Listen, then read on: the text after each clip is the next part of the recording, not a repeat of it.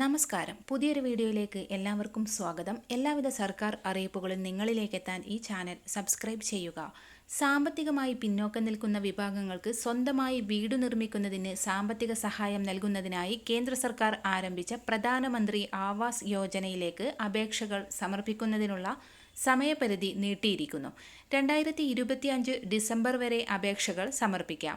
നഗരങ്ങളിലും ഗ്രാമങ്ങളിലുമുള്ള ഗുണഭോക്താക്കൾക്ക് ഒരേപോലെ ഈ അവസരം പ്രയോജനപ്പെടുത്താനുമാകും. PMAY വെബ്സൈറ്റിൽ നിന്നുള്ള ഔദ്യോഗിക കണക്കുകൾ പ്രകാരം 92.61 ലക്ഷത്തിലധികം വീടുകളുടെ നിർമ്മാണം ഇതിനോടകം പൂർത്തിയായിട്ടുണ്ട്. സ്വന്തമായി വീടില്ലാതിരുന്ന ലക്ഷക്കണക്കിന് ജനങ്ങൾക്ക് ഇതിന്റെ ഗുണം ലഭിച്ചു. വരുമാനം, സാമൂഹിക വിഭാഗം, ഭവനനില എന്നിവ അടിസ്ഥാനമാക്കിയാണ് ഗുണഭോക്താക്കളെ തിരഞ്ഞെടുക്കുന്നത്. നഗരമേഖലയിൽ ആനുകൂല്യം ലഭിക്കുന്നതിനുള്ള മാനദണ്ഡങ്ങൾ: സാമ്പത്തികമായി പിന്നോക്കം നിൽക്കുന്ന വിഭാഗം 3 ലക്ഷം രൂപ വരെ വാർഷിക വരുമാനമുള്ളതും സ്വന്തമായി വീടില്ലാത്തവരുമായ കുടുംബങ്ങൾ ആയിരിക്കണം. നിലവിൽ നഗരപ്രദേശങ്ങളിലെ ചേരികളിലോ അനധികൃത വാസസ്ഥലങ്ങളിലോ താമസിക്കുന്ന കുടുംബങ്ങൾക്കും ഈ പദ്ധതി പ്രകാരം ആനുകൂല്യം ലഭിക്കും. ഇനി പറയുന്നവർക്ക് ആനുകൂല്യം നേടാനുള്ള യോഗ്യത ലഭിക്കില്ല. സ്ഥിരതയും ഉറപ്പുമുള്ള വീട്ടിൽ താമസിക്കുന്നവർ, സ്വന്തമായി വാഹനമുള്ളവർ, സ്വന്തമായി യന്ത്രവൽകൃത കാർഷിക ഉപകരണങ്ങൾ ഉള്ളവർ, 50,000 രൂപയോ അതിൽ കൂടുതലോ ക്രെഡിറ്റ് പരിധിയിലുള്ള കിസാൻ ക്രെഡിറ്റ് കാർഡ് ഉള്ളവർ,